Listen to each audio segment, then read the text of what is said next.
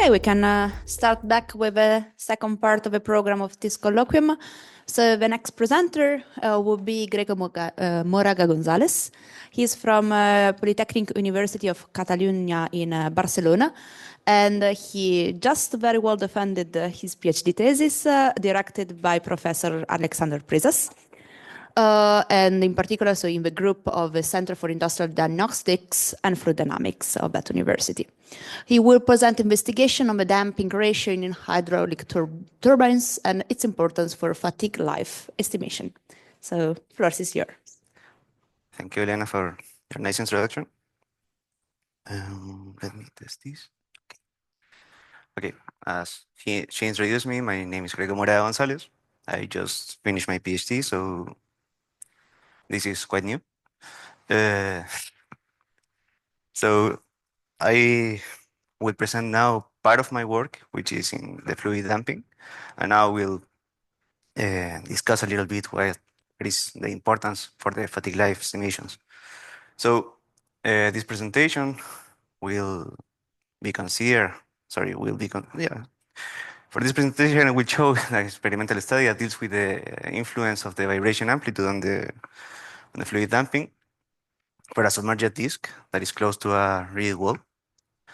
And I will discuss the importance of a proper estimation of the damping in general for the fatigue life estimations. So the outline of this presentation is the following. I will start with an introduction that we all more or less know what it is about, a context for this work, the experimentation performed until the results, a final discussion about the influence of the damping on the fatigue estimations, and some conclusions.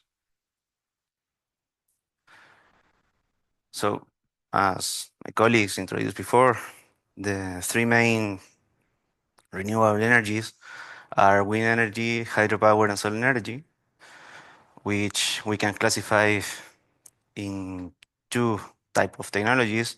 Hydropower is dispatchable, an energy type, and wind energy and solar energy are not, which means they go to the electrical grid, and we can see that solar and wind energy works basically whenever they can work. They produce energy when the conditions are proper for that. And due to this, the hydropower, in order to satisfy the power demand, regulates the output to the electrical grid. But what does it mean for the hydropower? The hydraulic turbines has to pass through start-stop sequences, transient operation conditions, and no design operating conditions. These are not, machines are not designed to operate under these conditions. So this induced to hydraulic phenomena that provokes dynamic loads. This is a very known case in which the stress is measured in a Francis runner towards the whole sequence of operations from the startup till the full power, and then to the stop of the machine.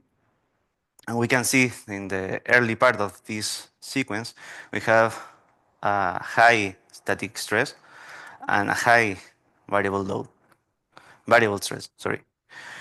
This, in the worst of the cases, can provoke resonances, which leads to structural damage, and in the worst of the cases, critical failures, such as cracks in blades, or, as we saw before, breakings in the runners. So, from this idea, we started with that the start and stop cycles, transit operations and off-design conditions can induce resonances in turbine units, and among all of the model parameters in resonance, the only one that can control, let's say, the amplitude of vibration in this condition is the damping. So we went on this. So due to the submersion, confinement, and rotation of a hydraulic turbine runner, the study, a thorough study of the model parameters, such as the damping, is uh, extremely difficult, mm, mainly because you cannot just stop the machine to do an analysis like this. So to characterize complicated parameters such as the fluid damping, it's better to go to a basic study. We can see that the modal behavior of a simple disk is super similar to the one that of a real runner. So we can use a model, a simplified model, which in this case is a disk, to study this behavior. So this model was used in the past to study damping and its behavior related to a rigid wall, the proximity of a nearby wall, in order to study the enclosure of the runner. Nevertheless, the effect of the vibration amplitude was not studied before. So for this, we prepared a test rig, which looks very simple, but was kind of complicated to adjust, in which we put a disk nearby to a rigid wall. And this was submerged. We used a piezoelectric patch and a laser Doppler vibrometer in order to uh, study the model parameters of the disk without being too intrusive with it and without modifying too much the characteristics of the disk. The disk was suspended using a plastic support in order to maintain a free condition at the center. This was mainly to avoid the hanging due to high amplitude and low frequencies motions that we experience. That's why we put also a rigid beam. But in the end, was a good simulation of a free condition. Well, this was compared with a hanging condition with a elastic cord. Um, and the configurations, the different configurations, were considered only for the axial gap between the disk and the rigid cylinder. So in order to know at this configuration the natural frequencies of the disk, we perform a chirp test in which we excited the disk with a piezoelectric patch from 0 to 1600 Hertz. And from the response that we obtain at the different configurations, we follow the three first diametrical mode shapes, which are 2ND, 3ND, and 4ND. It's a schematic way of looking. And then, at each configuration, and after knowing the natural frequencies of the disk, we put it in a resonance state in order to obtain the free decay. This was replicated, as you can see here, for different vibration amplitudes. The last amplitude is 10 times the first one. And we choose only this part until the 5% of the amplitude for each free decay. From here, we obtain the the positive, well, absolute value of the free decay in order to obtain the positive envelope.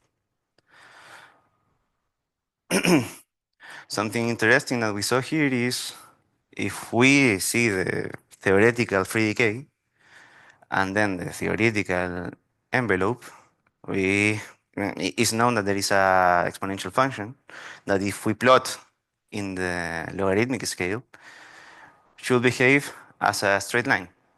We saw here that this behavior was not following a straight line. That meant that the value of the damping in this zone was changing. As you can see here, this in logarithmic scale is, let's say, the slope of the of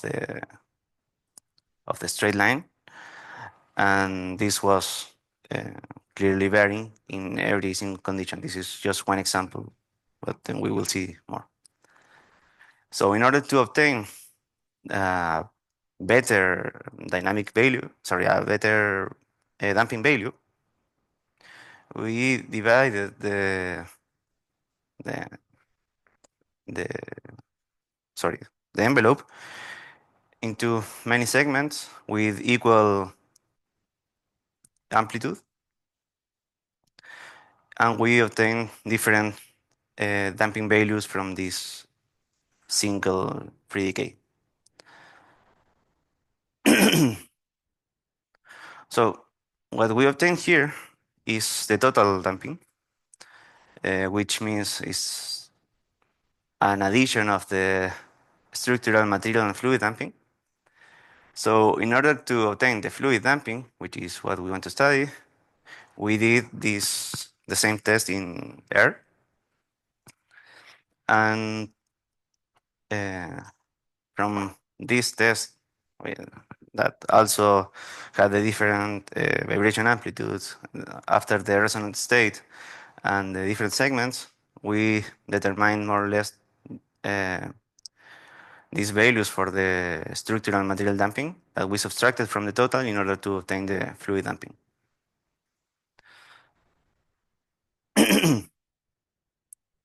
So from here, after subtracting the structural and fluid damping, we saw that the fluid damping increased with the vibration amplitude. This occurs in all of the cases.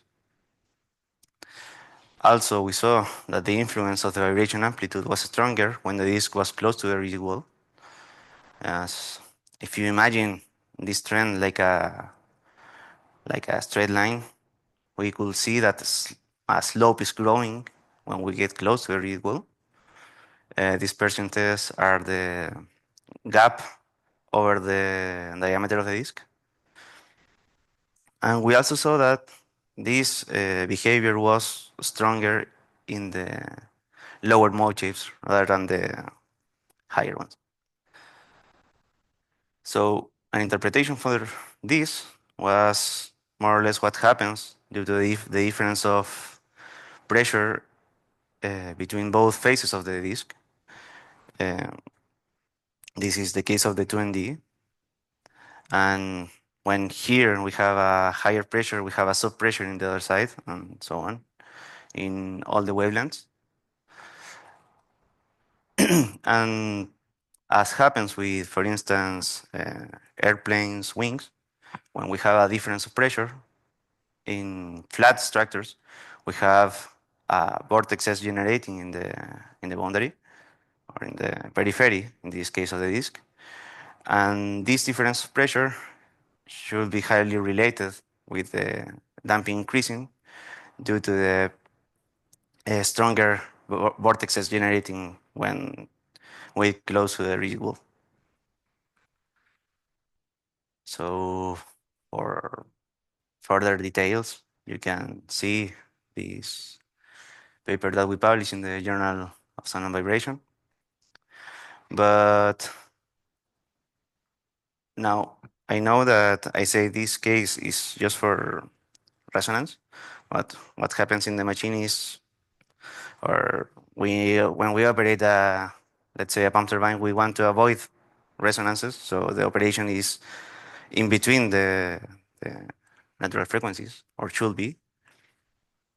So how this understanding is related with to structural fatigue estimation. And to respond this question, I would like to analyze the case of an investigation done by my research group, in which a Francis runner model was studied both hanging in air and submerged in water. And the response at each case was studied. And from here, in the case in air, we can see well isolated peaks and group of peaks that are different type of motifs. Group of peaks generally are related to the blade. Other isolated peaks are related to the structure itself. And in infinite water, we can see the same. Well-isolated peaks with more damping to the added quantities and lower frequencies to the same. And a highly damped range in the group of peaks, let's say. So to analyze this, I will like to discuss a little bit what is the influence of the added quantities on the structural response. So when we have well-isolated peaks, we can study it like a single degree of freedom system, sorry. And we can see that we will have a natural frequency that is dependent on the fluid damping and the stiffness and the mass of the system. And when we submerge this mass, or this system, sorry, we added some quantities to it. So due to the damping increase, we will decrease the vibration amplitude, and we also decrease a little bit the natural frequency. And due to the increasing of the mass, we will decrease more the natural frequencies for this system. So what happens now in a group of peaks?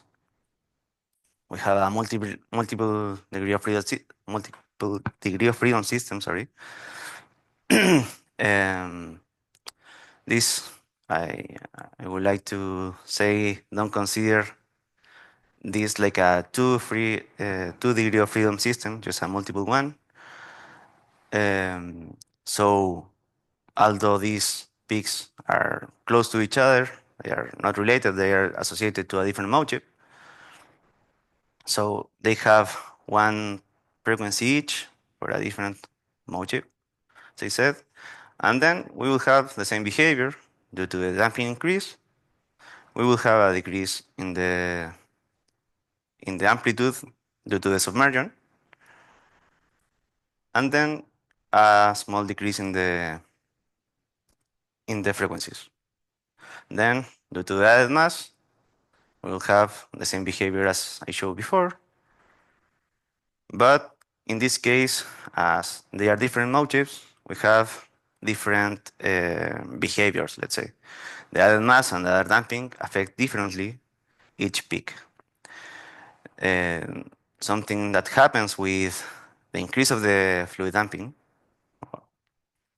is the damping tend to put more together or even merge some peaks that you can see with low damping levels.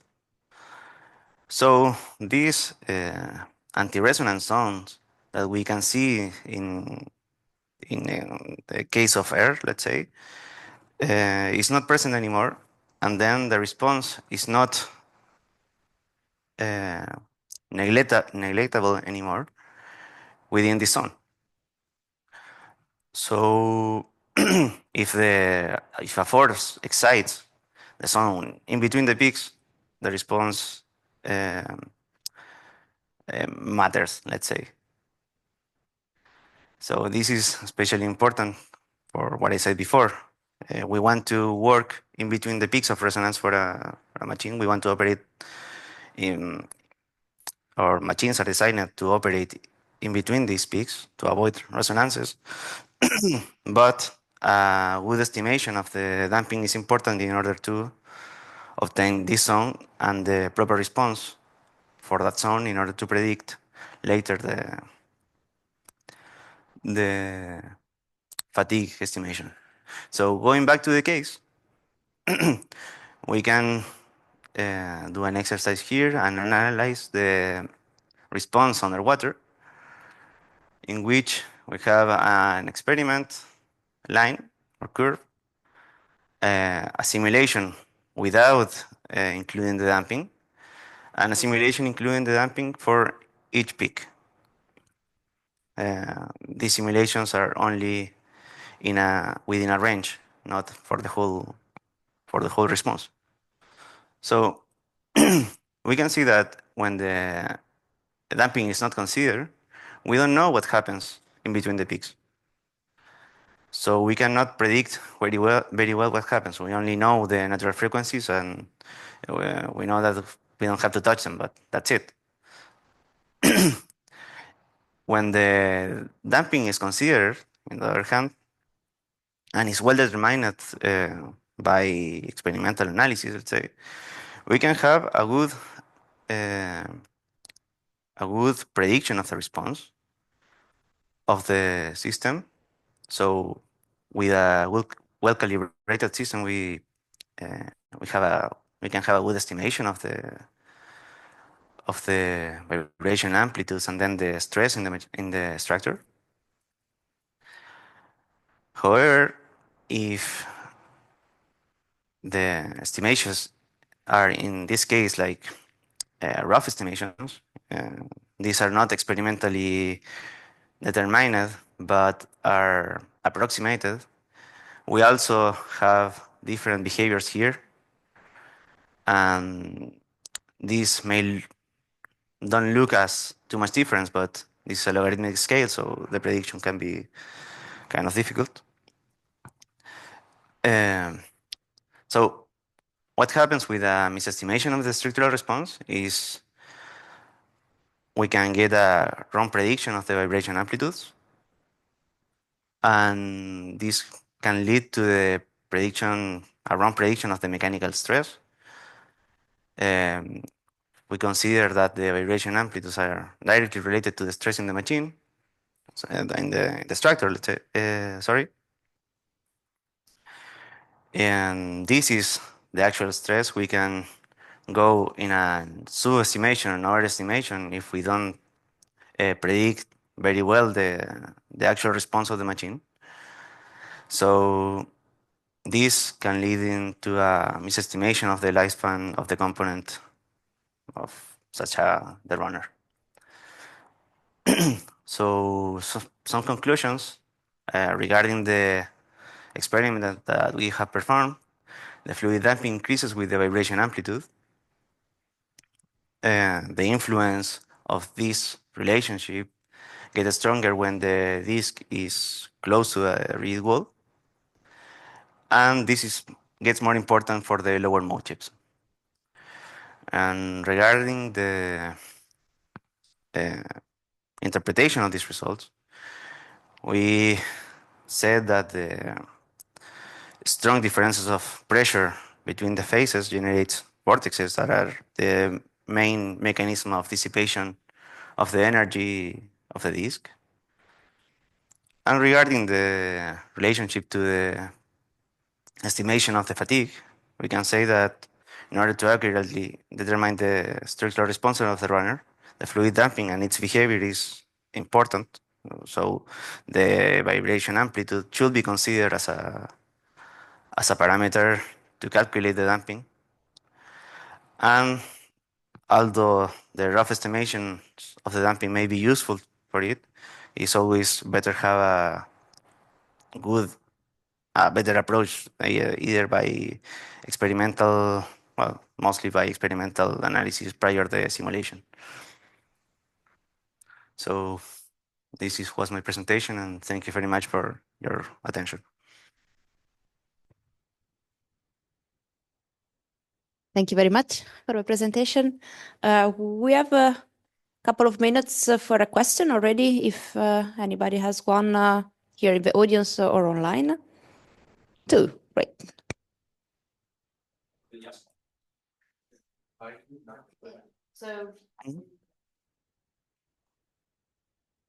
Thank you. Nice presentation. My question is, how did you excite the runners, the Francis runners in dry and wet condition? What was the mode of excitation? As far as you know, it was impacted by the hammer. Yeah. Thanks.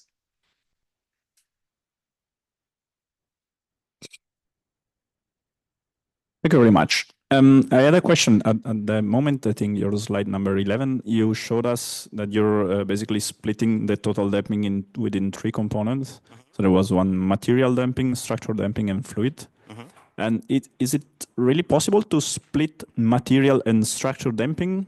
Is it possible to recognize clearly the difference between these two? No, actually.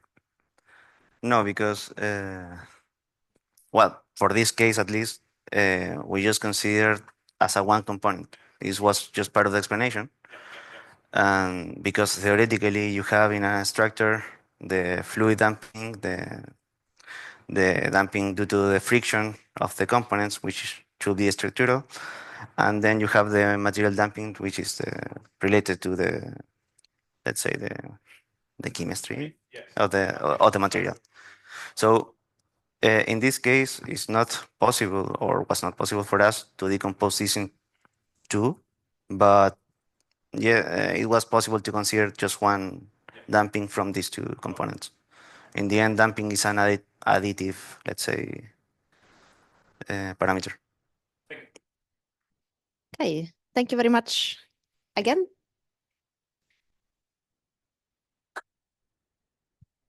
So we can now pass to the last speaker, Dr. Francesco Gerini. Let's allow a little time just for quickly switching of laptop. Okay, I can start introducing him. Dr. Gerini, he is a postdoc at EPFL, so École Polytechnique Fédérale de Lausanne in Switzerland, in the laboratory of distributed electrical power system, led by Professor Mario Polone, who is also who had been the supervisor of Francesco PhD thesis. He will present about advanced control strategies to exploit the hydropower potential, enhancing ancillary services provision to the power system. So has his background suggests and also the title, we will now switch a little bit for a very specialized fluid mechanics and mechanical engineering perspective on hydraulic machine and see what advanced control strategies can bring to flexibility of hydraulic machines. Francesco, floor is yours. Thank you for the introduction. So I've been already called out. I'm not a mechanical engineer, and I'm sorry about it. Please be kind with me. As Elena already pointed out, I am coming from an electrical background, and I work for the Distributed Electrical System Laboratory. And I want to bring a bit of a different perspective to the topic of flexibility impact on hydraulic machine, which is the one on control and the one of what does the power system need actually from hydropower. And so the start of my talk.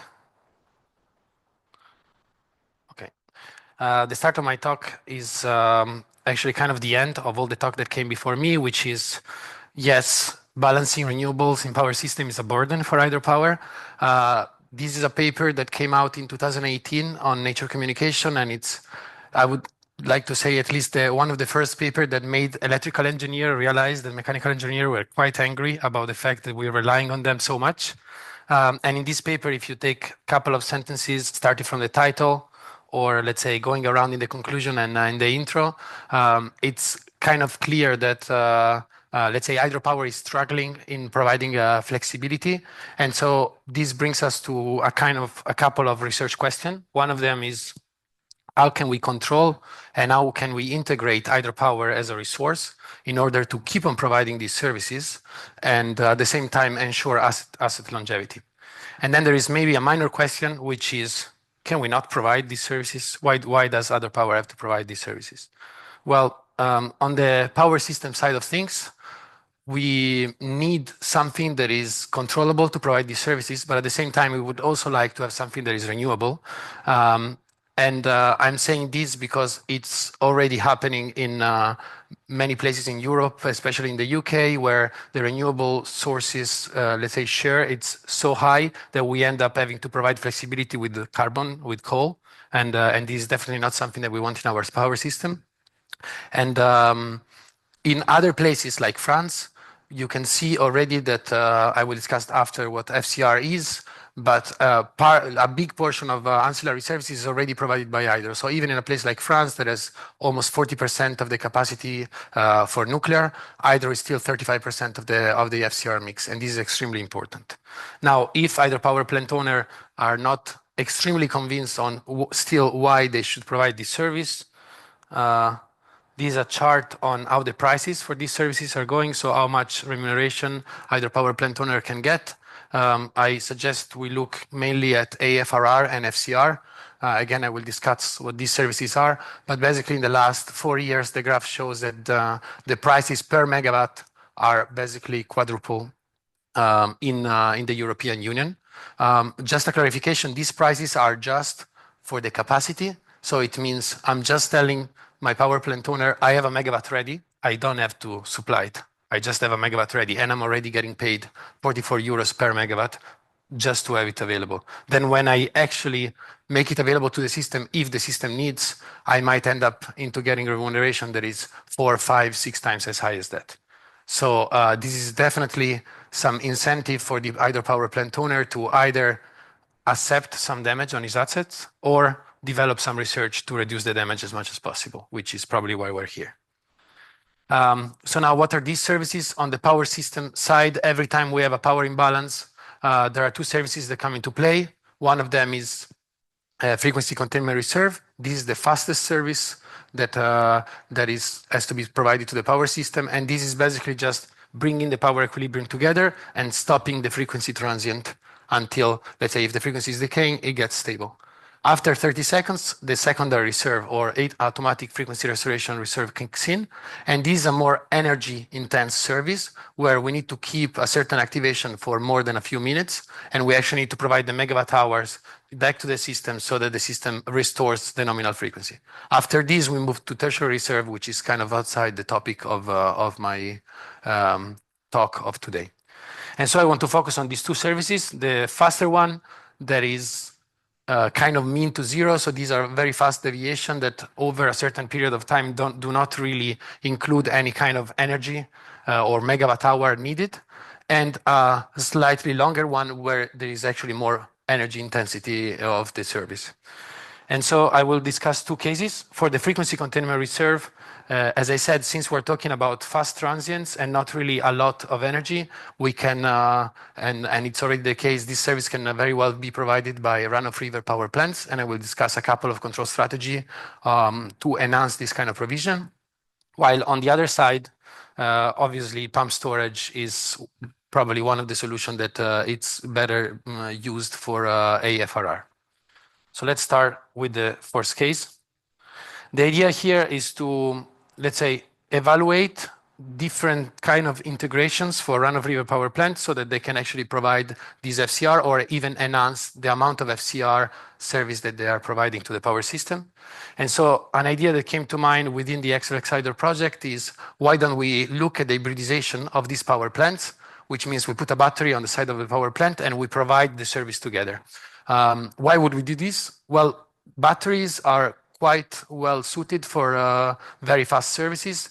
The minor limitation of these kind of assets is that we have a limited amount of energy. But if we couple this with an hydropower plant, what we can do is to try to give all the fast variation to the battery and then use the hydro just to keep the battery within its state of charge. So it's kind of a perfect match that would allow the hydropower plant owner to still provide the same amount of services or more with a very minor investment.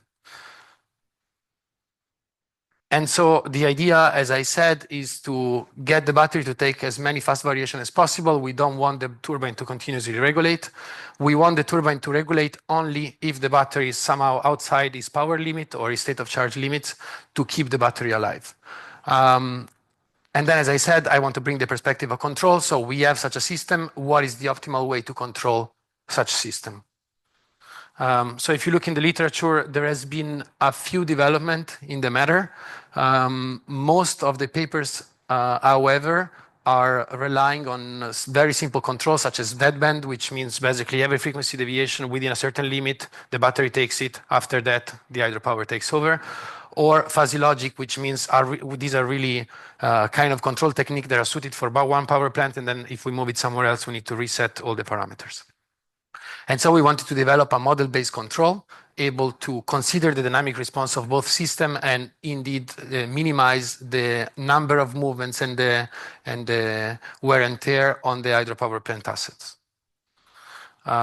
So this is the, let's say, a schematics representing the control. I will not get too much into the details, but this is some kind of a two-layer control where what we want to do is to track our dispatch plan plus provide the service while keeping the battery within its operational limit and minimizing the number of movements of the hydropower plant.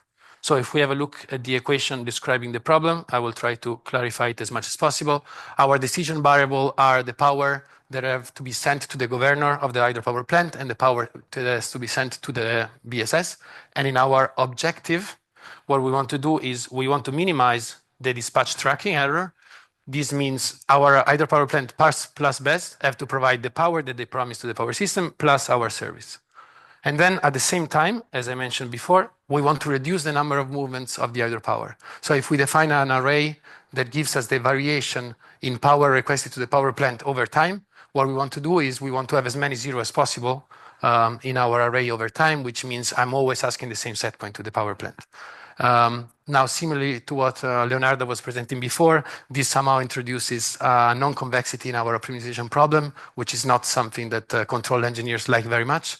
And so we relax this kind of objective with the norm one of it, which is just a way to still minimize the number of movements on the hydropower by making the problem convex. And so this is the objective of optimization problem. If we look at the constraint, what we have is that we need to be sure that the battery is keeping on being able to operate. So we need to keep the battery within some certain power limits. And then you can kind of disregard this part. But since I'm an electrical engineer, I need to consider it. And I need to consider the fact that the battery cannot provide any kind of power at any kind of time, but it has certain amount of power that can provide for certain state of charge. At the same time, we want to see how the state of charge of the battery evolves. And we want to be sure that if the battery is hitting the limit, for example, getting to discharge, the hydro will kick in a little to bring the battery back to the state of charge at 50% so that the battery can keep on providing the service. And we need to model the response of the hydropower and its ramping and power limits. Now, obviously, this is a relatively simplified model of the hydropower plant itself, but here we could theoretically embed more sophisticated hydropower response, if not wear and tear, let's say, analytical descriptions. So after we developed this software, this control framework, we wanted to test it. And we checked again in the literature, and there was actually no place where these kind of controls were tested outside of a simulation-based environment. And so what we tried to do was to develop experimental platform where we could test this kind of control. And this means having an experimental platform that doesn't only consider the hydropower part, but also has all the energy conversion process of a synchronous machine and a connection to the grid itself. And so we started from one of the platform at the PTMH laboratory in Lausanne, in the PFL. And what the engineers at the test rig did was to develop a reduced scale model of a Kaplan turbine that is actually able to dynamically move the blades while operating so that we could run dynamic tests. To my experience, this is probably one of the first, if not the first, reduced scale model that allows such a control in, let's say, such a small amount of space for a reduced test. So this is definitely one of the main achievements of the project, although it's definitely not a main achievement, let's say, of mine. What I did on the other side was to study how to connect the synchronous machine connected to the turbine to the power system. And so we developed an infrastructure in PTMH that allows us to basically connect our Kaplan turbine with a synchronous machine, directly to a fake grid. So this is not the actual electrical grid of continental Europe, but we're using a AC to AC converter, also known as grid emulator, to play grid scenarios at the grid bus. And so basically this allows us to play the same scenario over and over and study different kind of control or different type of battery hybridization. And on the right, you see the electrical scheme of the system. This is just to say if we open or close some switches, we can play with the system with or without the battery and play with different types of control. So this is just a few pictures of the test rig. Here you see the reduced scale Kaplan connected to the synchronous machine. And then on the back of the synchronous machine, this is connected to this converter, that's our grid emulator, and the battery converter, and then all the set of, let's say, electrical infrastructure that you might not be that interested in to actually compute all the power flows and everything that goes on the power system side of the equipment. Now, what did we do to test? Well, what we did is, as I said, we played on the fact that we have this adaptable test rig. And so we played the same frequency time series in 5 different cases. First, the Kaplan operating alone. Then the Kaplan operating and hybridized with a small BESS, with a bigger BESS. And for both sizes, we tested 2 types of control. Deadband filtering, which is the simple control that I described before. So basically all the frequency deviation within a certain range are going to the battery and above that to the hydro.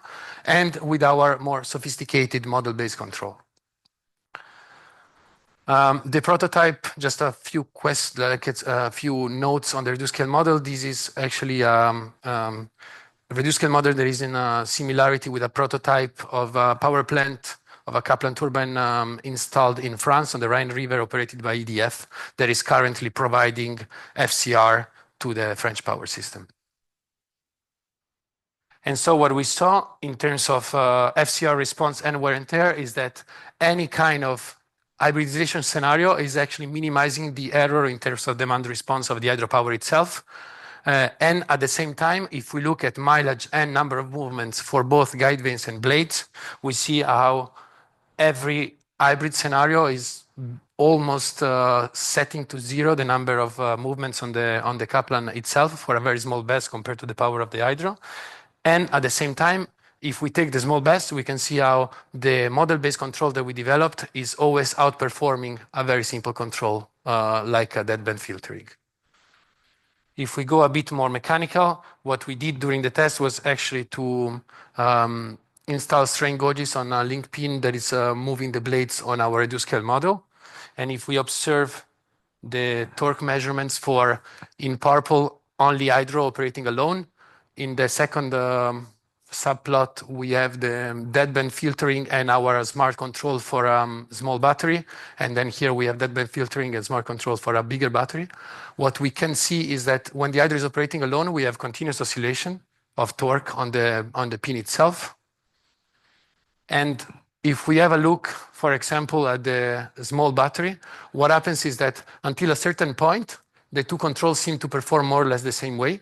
But actually, in the deadband filtering, once the frequency goes out of the deadband, the hydro starts taking over and create all this torque oscillation. While with our control, what we do is we just make a big step, and then the control is stable again. So this is how this kind of control can outperform a simple deadband strategy in terms of reducing the stresses, for example, on the servo motor controlling the blades. Now, if we take these signals and we plot the cumulative density function of the derivative of it, we get a plot like this, which basically shows that for only hydro mode, we have a very high probability over the entire, let's say, window of experimental validation of having very high values of the runner blade torque derivative.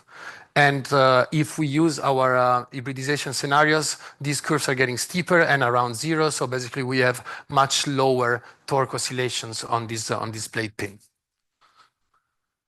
The overall idea here is that obviously all of this control and the control need mainly depends on the size of the battery itself compared to the size of the hydro. So if the power plant owner is able to make a big investment then there is not so much of a need for control, because if you have a battery that is almost as big as your power plant, you clearly can just kind of do whatever you want.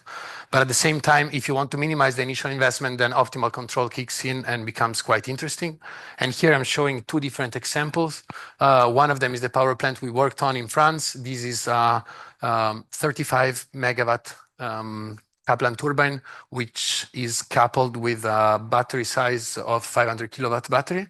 And at the same time, I wanted to report an example here in Austria, where Verbund installed a 10 megawatt battery on the side of a 10 megawatt Kaplan turbine, always to provide FCR. So these are two different examples of real application of battery hybridization for Kaplan turbines. Now, the second question that we asked ourselves in this domain, always remaining in the topic of run-of-river power plant providing FCR, is, since the main problem in Kaplan, I've been told, at least, it's on the servo motor of the blades and not as much on the guide vane side, why don't we consider the possibility of operating a Kaplan turbine as a propeller, and instead of regulating with the blades, we install a variable speed converter and we regulate speed. So basically, we kind of compare the operation of a Kaplan hybridized with the operation of a variable speed propeller. And so the idea would be for a power plant owner that has a Kaplan that is extremely old and with a problem on the servo mechanism of the blades, to stop moving the blades and install a variable speed converter. And so we did the same kind of test. As you see, the test rig also allows us to connect the synchronous machine via another converter to the grid emulator, and then play the same frequency time series, but in a different configuration mode. So if I show the results of the test, what is interesting is that, well, obviously we're not moving the runner blades at all. So you see here, we have a reduction of 100% on the mileage and on the number of movements. But on the other side, by operating variable speed, we need to move consistently more the guide vanes to be able to regulate. And if we have a look at the runner blade torque as before, you can see very well that this kind of system is extremely effective in reducing the runner blade torque oscillation while operating. It's basically, the brown curve is the one in variable speed propeller mode, which is basically constant all around our experimental validation. Okay, so this is it for a provision of FCR from run-of-river. We asked ourselves two questions. One of them was, what is the optimal way to control hybridized hydropower plant to provide FCR? And we developed a model-based control and we experimentally validated it. And then we also proposed an alternative approach, which might be considerable by the power plant owner, which is to actually stop the blades of the Kaplan turbine and operate it in variable speed mode. Now, if we move to the second part, which is the provision of AFRR, in this case, as I said before, it's an energy-intense service, so we are discussing more pump storage power plant, and in particular, we're considering the inclusion of hydraulic short circuit to maximize the flexibility of the power plant itself. Now, what is the problem in terms of control? Well, the problem is if we have fixed speed pumps, or reversible pump turbines, these are on-off machines. And as we saw from previous presentation, then the power plant owner might be concerned about the extremely high number of startup and stop of the machine in order to provide the flexibility. So what we want to do is maximize our AFRR provision, so maximize our capacity of regulating the power plant while reducing the number of startup and stop of the unit. And so the control problem looks a bit like this. We have our dispatch plan for the day, and we have a certain amount of secondary reserve that we need to allocate to our machines. And what we want to be sure in our control problem is that the hydropower plant is able to provide that dispatch plan to be ready to provide the secondary reserve over multiple instances of time without having to turn on and off machine every single time. So the control problem looks a bit like this. Where if we define an array of power as the power that has to be provided by the N pump turbines machine, and an array of trinary variable that tells us whether the machine are on, off, let's say generating, off, or pumping, we can define the control problem in this way, where our decision variable are whether to turn off and on the machines and what power to give to them. And what we want to minimize is the losses on the system, the number of startup and stop that depends on the configuration of machine now and the configuration of machine in the previous time instance, while we want to provide the power set point the regulation upwards and downwards for secondary control, and also the power limit for the machine themselves. Now, these are kind of common problem for control engineers, and they can be solved with branch and bounds, for example, with branch and bounds algorithm.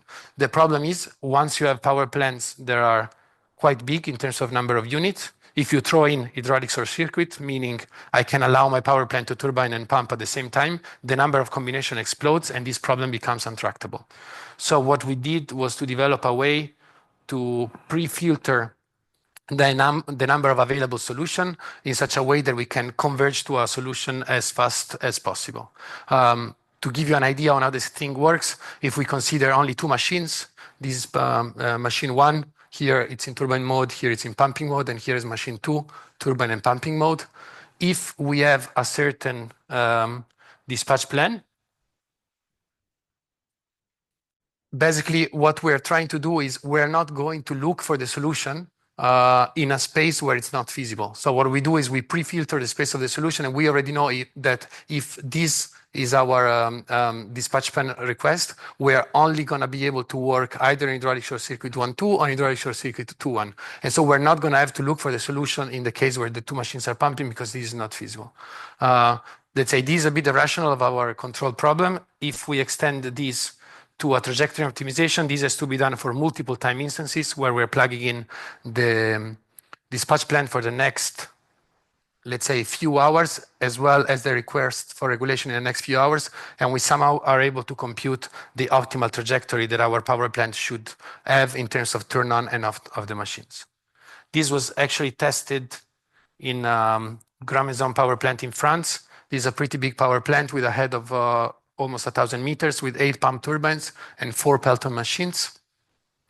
And just for you to have an idea about the complexity of the problem, without hydraulic short circuit, we have roughly 4,000 different operating modes in terms of combination of all the different machines. But if we allow pumping and turbining at the same time, the number of combinations that we are allowed to work on are 105,000. And so this is when the problem comes in. If we want to do hydraulic short circuit, our problem becomes extremely more complicated.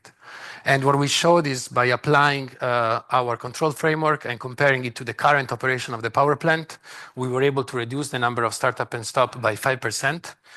And actually, our, let's say, computational algorithm was working up to 60 times faster than a standard branch and bound for this kind of combination.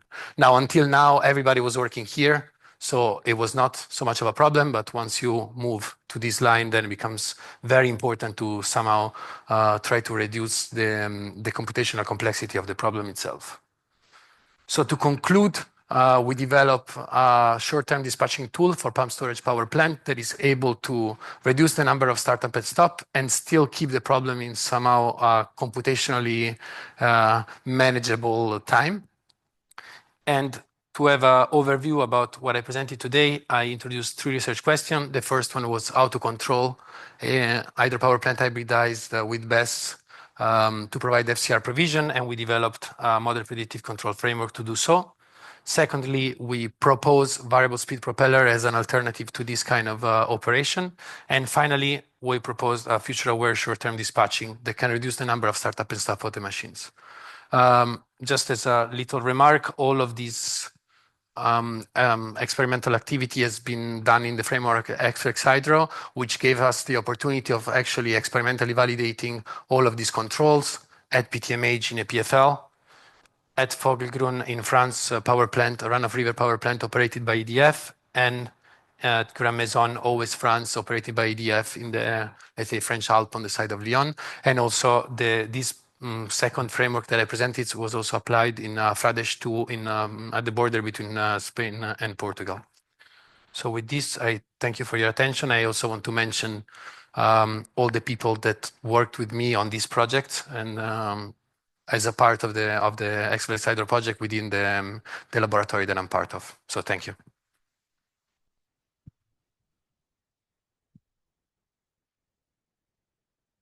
Thank you very much, Francesco.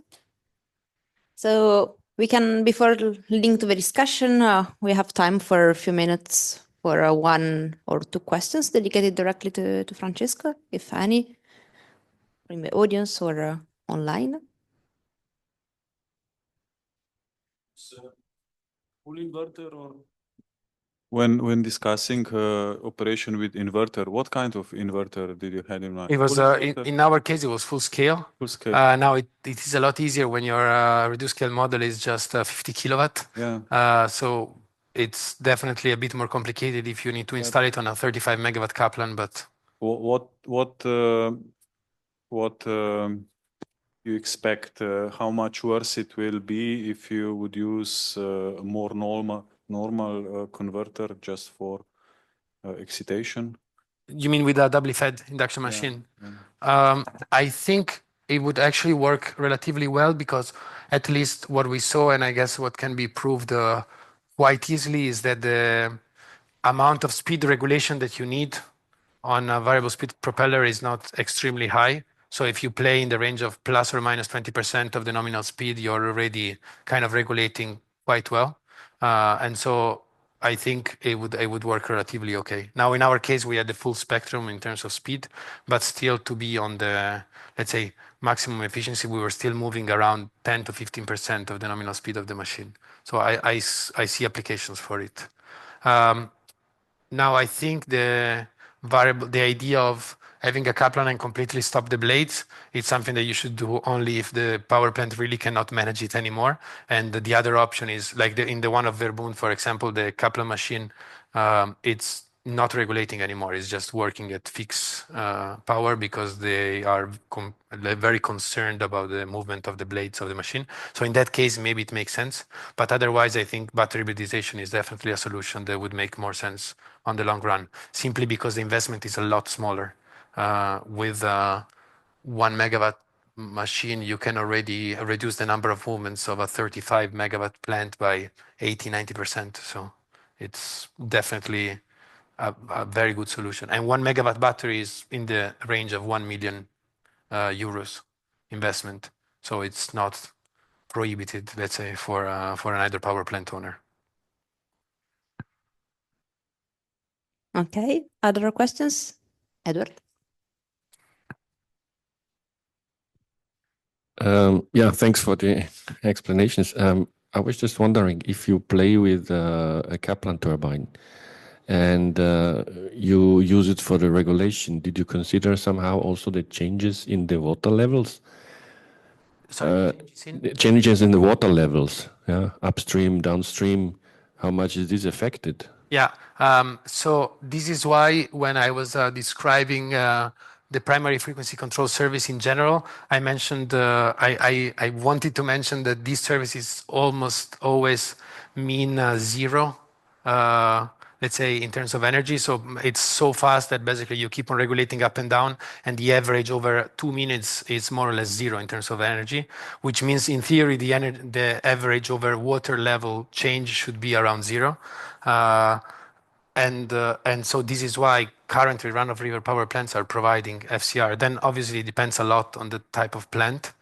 But for example, in the case of Vogelgrün on the Rhine River, they were already providing, I think, 3.5 megawatt of regulating range for a 35 megawatt turbine. So they're allowing some kind of oscillation of the water level around its nominal point. And what we are doing here is that most of the oscillation are taken by the battery. So in theory, this should also minimize the level, the oscillation of the water level before and after. Okay. Also, maybe it's worth mentioning that the offset that the hydropower has to introduce to keep the battery within its operational limit, it's almost invisible for the hydropower machine in general. So if you have a 35 megawatt machine, you probably need 400 or 500 kilowatt to keep the battery.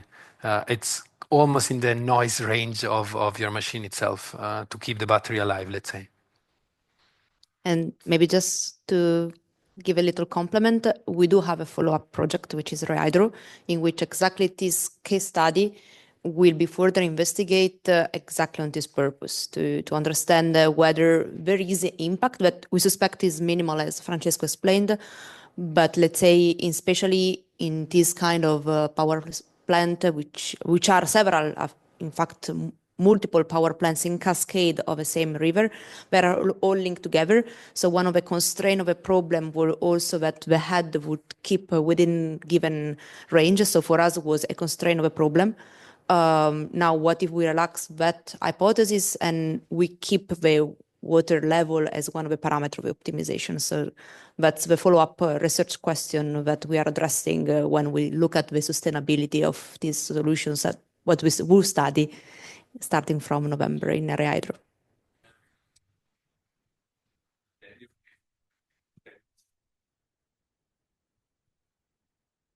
I mean, it's clear, yeah, what we're discussing, but I just consider, I think, on the River Danube with the power plants, they do that. And as far as I know, let's say the change of water level is roughly 10 centimeters or 15 centimeters regarding to the shipment. So if you have ships on the rivers, raising and lowering the water level is some crucial point for the shipment. Yeah.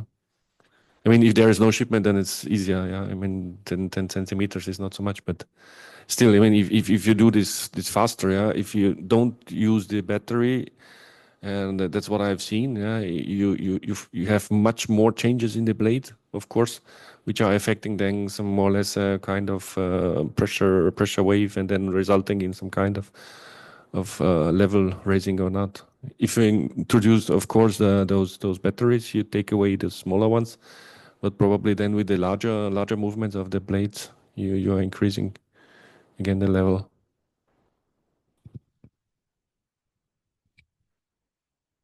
Yeah, and actually this is just why we are studying then the water viability, because also on Rhine River there is the same problem. There are a lot of ships.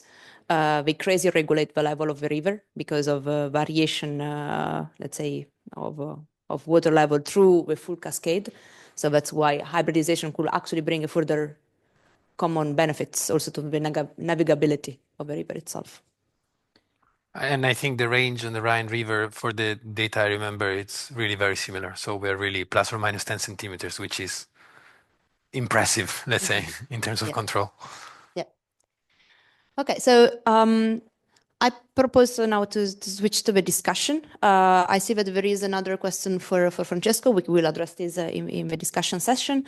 Maybe may I invite just the speaker to come on stage so that we will take all the questions together that are addressed, and maybe I will ask you a few perspectives from your side about what will be the challenges that we will have to face next. Okay. So as we have already one answer of the question, I will start with this one. So addressed to Francesco. Over which time horizons have you run the optimization model for the power dispatch at Grand Maison power plant? And is there a trade-off problem setting in terms of past and future startup and shutdown and the competition time? Yeah, thank you for the question. Extremely pertinent. I'm sure it's somebody that is working in the matter. Yeah, obviously it's as with the numbers that I showed and with the power plant that has 12 units operating, 8 of which operating in 3 different modes.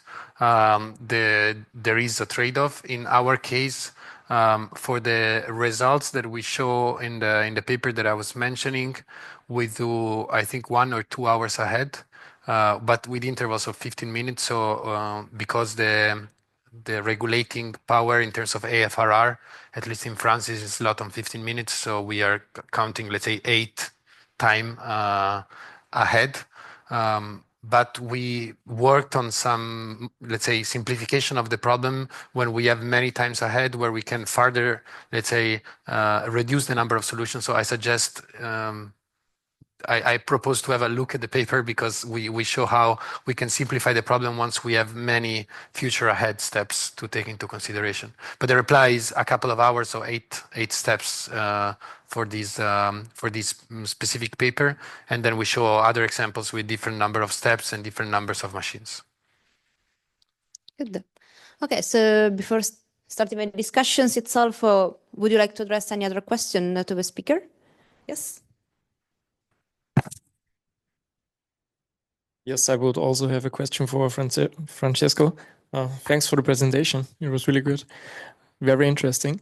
The variable speed runner, when you consider like the time frame, or since I'm not an electrical engineer, you can, when you regulate the runner blades, like the movement is instantaneous, right? But how is it with the variable speed? Like, did you model a ramped function or a step function for the change in the rotational speed? For the change in the rotational speed, step. Okay. So actually, is it I close think to the reality when you do a step, or how fast can you change the rotational speed? I think the answer is faster than what you can change the blades. Oh, really? The servo motors, to my knowledge, also with their experience with EDF in the control of the Vogelgrund power plant, the speed of the servo motor of the blades is not extremely fast. I mean, maybe it looks fast for the machine perspective, but for the power system side, the response is extremely delayed. So maybe the response of the machine arrives after 5-6 seconds to the power request, which for the power system side is already not that great. Now, power systems really need the help of hydropower. So for many plants, for example, in France, the requirements in terms of response are somehow softened out for hydropower. So I know that these specific power plants and other from EDF, they have slightly softer rules in terms of response, because otherwise they would not match the criteria that, for example, are asked to batteries that want to provide FCR. But in the case of variable speed, the response is definitely faster because it's power electronic based. So we could change the speed of the machine can be changed in a lot faster way. And so for the runner blades, it's around 3 to 5 seconds, you said. And how would it be for the variable speed? I think in the second range. In the second range. Then obviously it depends on the type of machine, how new it is. This runner that we'll be working with in the 35 megawatt turbine in Vogelgrund, I think it's a runner that is 30, 40 years old, maybe more. So I guess maybe there is faster systems right now operational, but 60. Okay, yeah, we're definitely in the 5 to 10 seconds response range in terms of power variation after the demand, let's say, which is not great on the power system side. Let's say the frequency might be already on the opposite side, so you might be already in need of counterbalancing that power deviation. In the other side. You're like lagging behind, and then okay, yeah. Thank you. Thank you.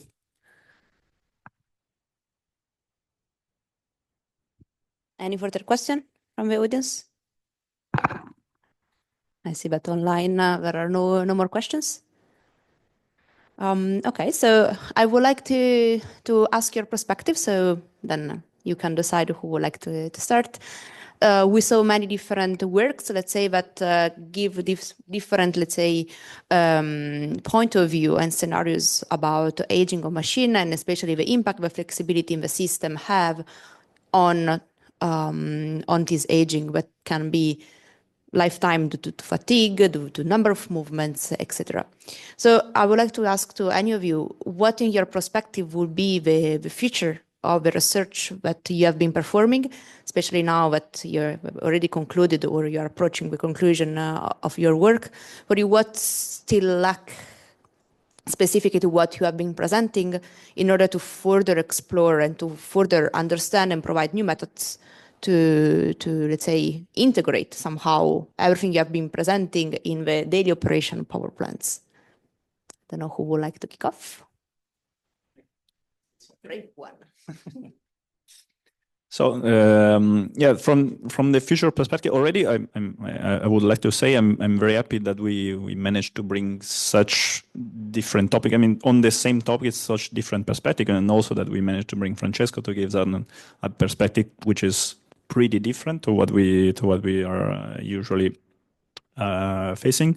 And that we manage also to split the problematic of the impact on hydraulic machine in different ways. So from a point of view of the phenomenology that Giacomo showed us, from the point of view of calculation, so what are the hydrodynamic causes of what we are studying, what's happening basically with an overview of, for example, what we see at the Norwegian case with the importance of how classify different kind of hydraulic machines then what are also the inherent causes? So, for example, with the dynamic loads independent on the damping ratio, that's Greco showed us, and also in terms of measurement.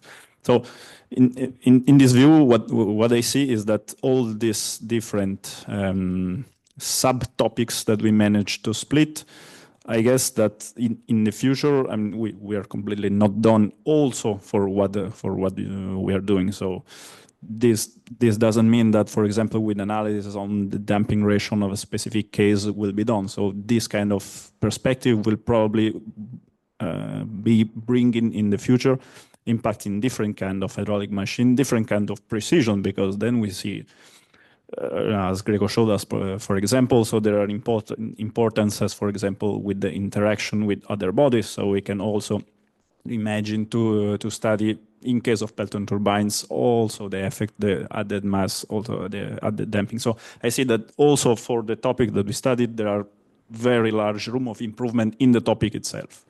So I think that as we manage to split the topic in different subtopics, every topic I see has huge room of improvement in the future. So in the understanding of the hydrodynamic causes, in the also perspective of still optimizing the operation of hydropower plants, I see. So that's every kind of topic can go really in the future, let's say in parallel in this way, at least.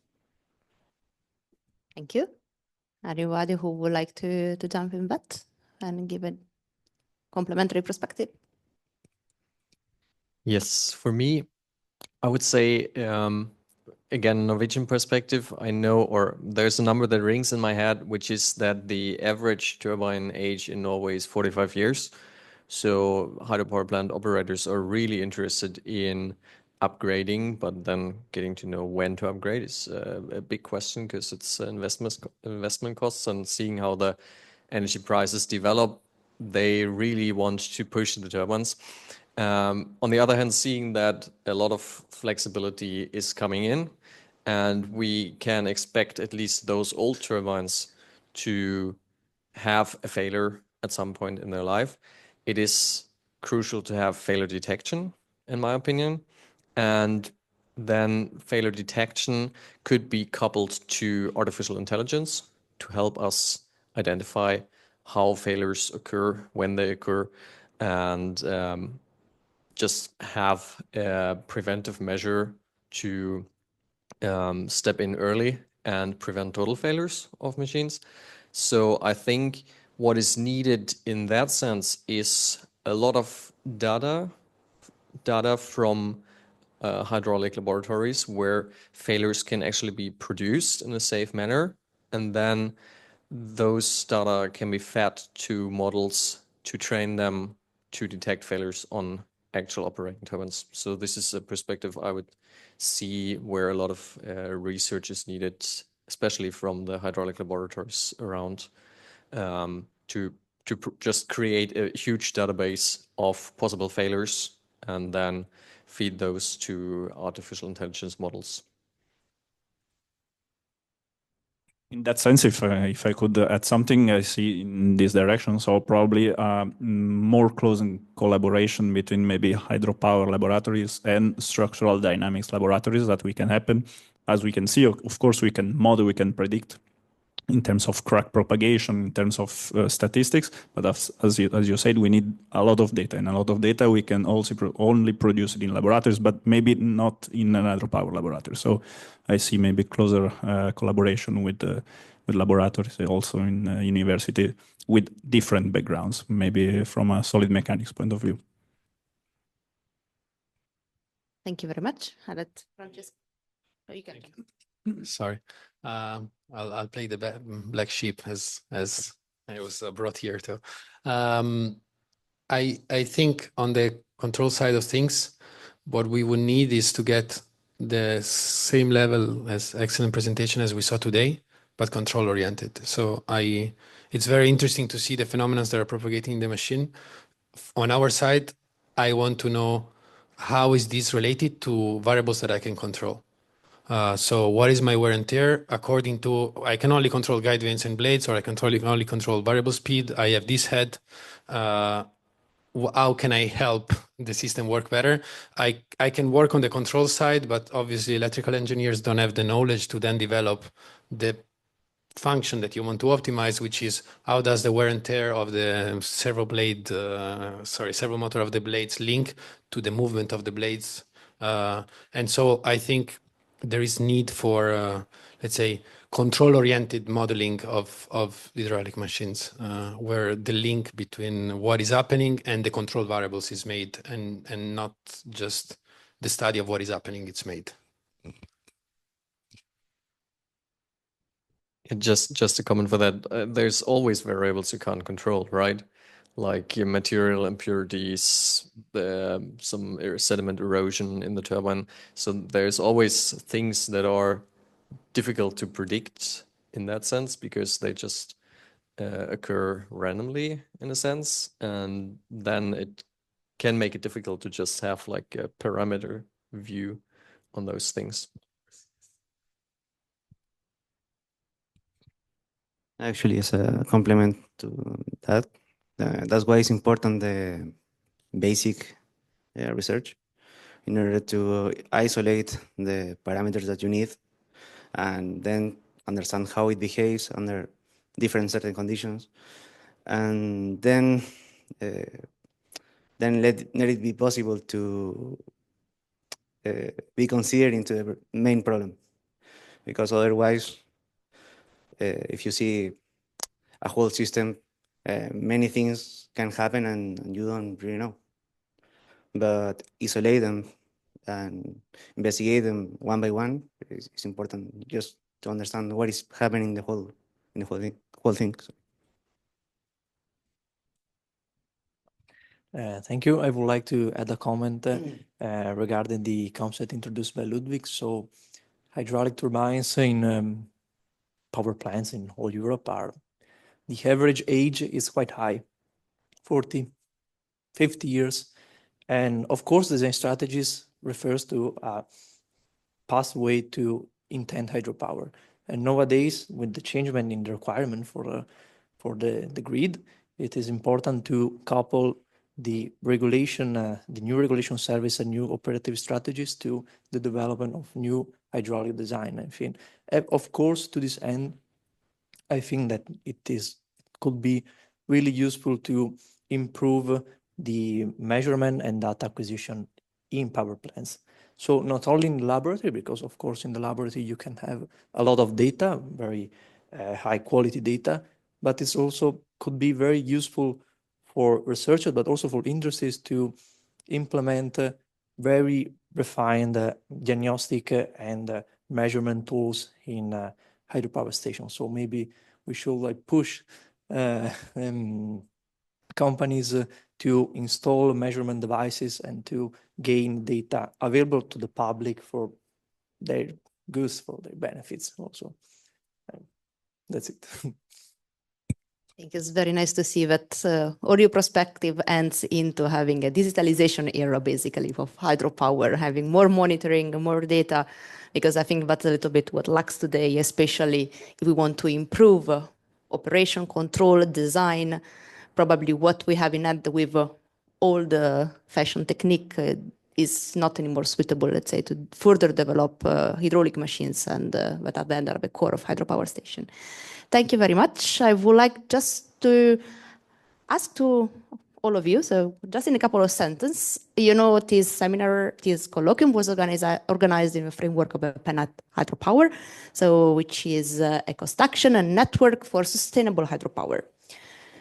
According to the discussion we had, with a couple of sentences from each of you, how do you think such a network that gather together hundreds of people, hundreds of experts of hydropower with different background can actually provide a benefit, can contribute to all the developments that you have been mentioning, by knowing that is not within the purpose to do active research. So not really fundamental research, but more at a networking and collaboration level. Who would like to start? Always a brave one. I think it's a great opportunity, especially when doing, in our case, a PhD thesis, which is very, very specific in one single topic. So having a perspective of what other people in the same topic, in the same problematic of flexibility are working, which can be completely different, help us to just do a few steps back of your focus, of your specific, and see that the topic includes a lot of problematics that are not only in your PhD thesis. So you're not solving entirely the problem of flexibility, you're solving a very tiny fraction of it. So you realize that there are a lot of problematics can be seen from other perspectives. So from the perspective of the aerodynamic effects, from the perspective of the material itself, from the perspective of the needs before, from the electrical point of view. So it helps really, especially from when you're doing a thesis, to take few steps back and see the problematic in a more global way. You know? So it is really useful to also for us to understand why we are doing this, so why we are working on this problematic. So it is not only for your fun, so for the research that you do it, but because there are plenty of problematic and you're going specifically to one of this, but the problem is globally wider. So in this regard, I think it is very, very useful to have those kind of different perspectives. Very quickly, just simply, I agree with Leo, and I think the bringing together diversity always helps. And for me, it's just a very good opportunity to see the other side of the coin, and to realize there is also something different at my electrical conferences where we only talk about control, and I normally I'm always told that my presentation are too mechanical. So, and then coming here, it's definitely helping understanding a broader spectrum of the problem, let's say. Yeah, I totally second that. It's just amazing, as you would say in German, you just have a look over the border of your own plate. So you just need to see what problems arise from your own actions, or what problems can arise, and what are things that you may not have thought of in the first place.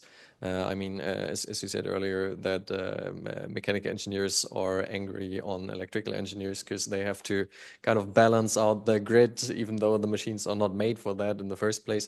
Same with environmental engineers or ecologists that are just angry about power plants being constructed in the first place because it will have a huge impact on the environment, the aquatic environment. So those kind of things are just important to realize. So I think those networking events are really, really important to just raise your own knowledge in different perspectives, and then think more holistic about what hydropower does and should not do in some cases.